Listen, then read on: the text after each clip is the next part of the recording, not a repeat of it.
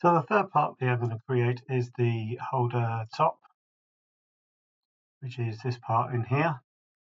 And as you can see, we have a width of 13, depth of 6.5, and a length of 134.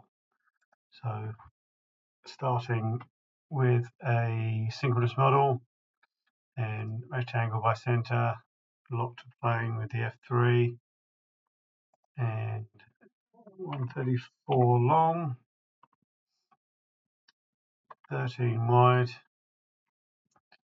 and orientation 0, so we can then escape, click on the arrow, and we'll go single direction and 6.5. Then I'd like to add in the extra profile here, so if we lock to that side plane, and we have a probably a tangent arc coming off this bottom edge, coming down. This is a 4mm rad, so I'll just type that in and can come straight back on there and escape, close the sketch plane,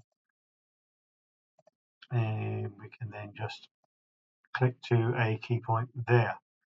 So now looking back at the model, it looks like it's a 2.5mm thick thin wall with the end open here and closed off at that end. So it's two faces to leave open, so we go thin wall, 2.5mm thick, and as I said, we want to leave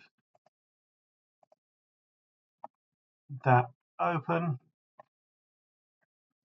Right mouse click to finish, and finally we have a